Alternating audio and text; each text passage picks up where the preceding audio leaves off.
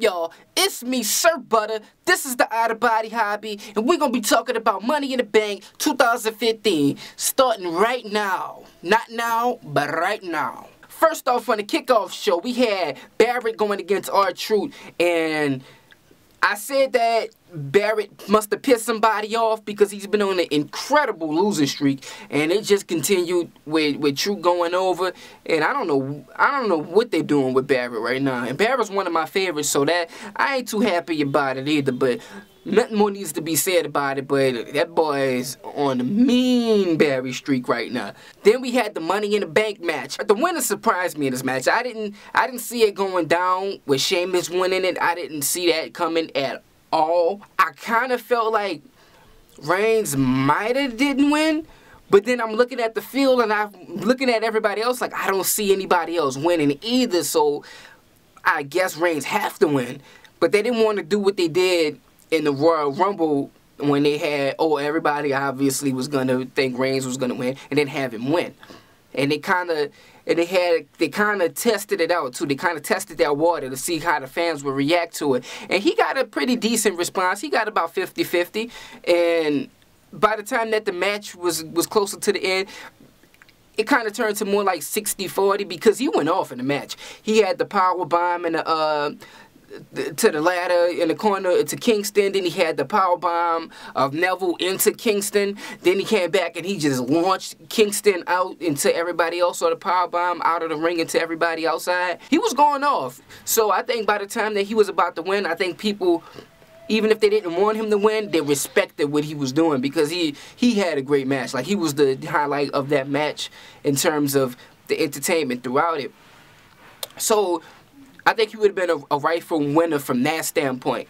But then you had Bray Wyatt out of nowhere. Right before Reigns win, Bray Wyatt just come out and lights go off. He appears, he's laughing, and he knocks him off the ladder and hit him. So that's going to start a feud. You know, that's how Bray do. Bray just pops up out of nowhere and decide that he wants to feud with somebody because he just feels like it. And that's my favorite, and I love the fact that he does that. And I'm excited every time. And I was thinking about it, him being my favorite, when they had the match, him and Roman, to decide who was going to get that spot in Money in the Bank. I was like, what if Bray was in Money in the Bank, and then the lights, he gets hurt, he gets carded out or something, and he doesn't show up.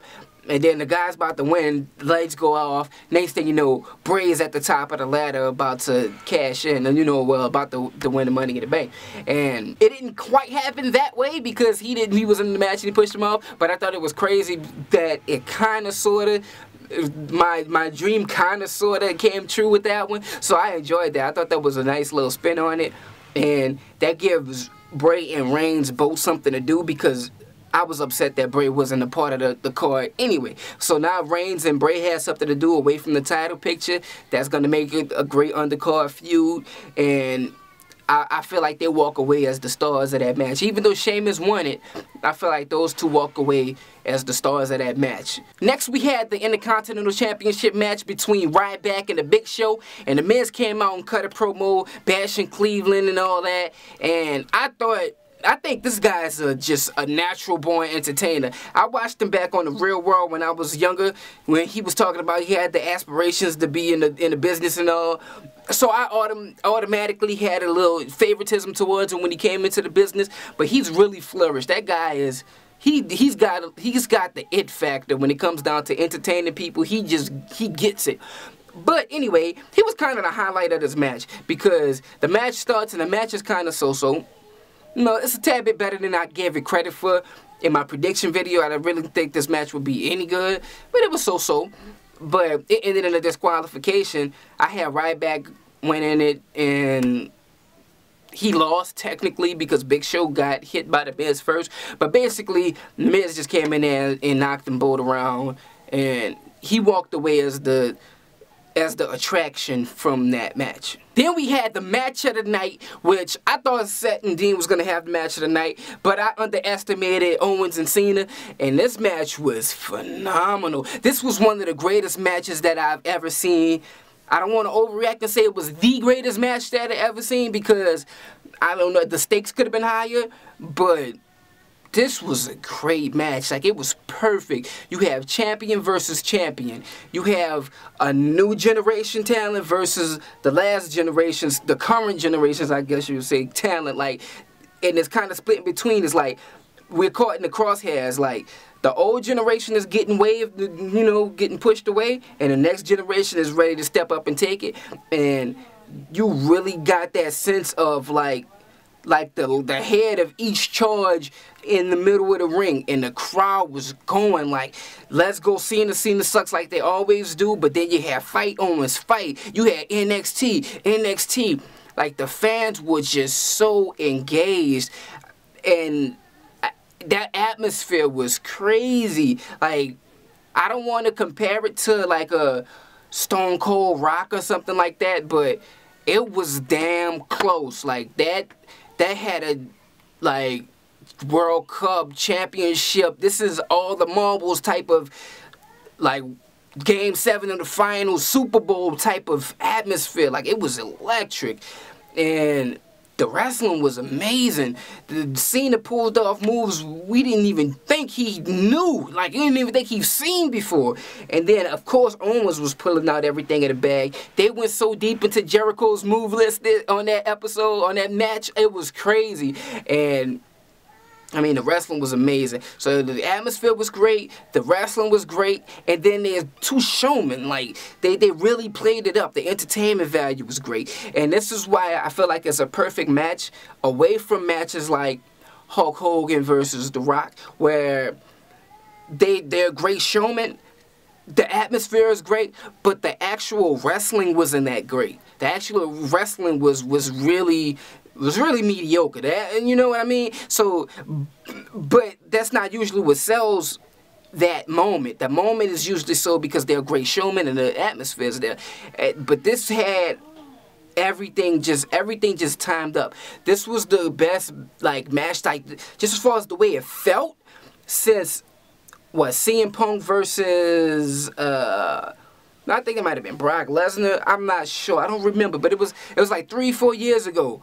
And that's the only other time that I watched a match recent years and felt just this, like, overwhelming energy. And it was great. And Cena goes over, but I feel like Owens walked away as the guy. Like, Owens walked away looking like roses. He had the fans fight Owens, fight Cena. So let's go Cena, fight Owens, fight. Usually it's let's go Cena, Cena sucks. Because they don't really like the guy he's going against, they just hate him that much. This time they like Owens that much. So that was just great. Then he power bombs him after, and Cena's trying to show him the respect, and he power bombs him on the apron, his signature, and Owens is that guy. Owens is that guy. He looked like Cena's peer, his equal, if not his superior. And that, I don't know when the last time I've seen somebody just the whole showmanship of it, the whole entertainment value, looked like they were better than Cena at that, at getting the crowd going. That Owens is here. Then we had a nice little tribute to Dusty. That was cool. And rest in peace to Dusty, man. That's a little bit more emotional, a little bit more of a tearjerker than I anticipated, but it was good stuff. Then we had the Divas match, and the Divas match was decent. But the crowd was dead. Like, that crowd wasn't buying into that at all. And that took away from it. But I thought the match was decent. And the finish, of course, they had the Bella Magic, the Twin Magic. But I like when Brie pulls out the tissue, like, oh, look, I'm not Nikki because I don't have the big boobs. That was cool.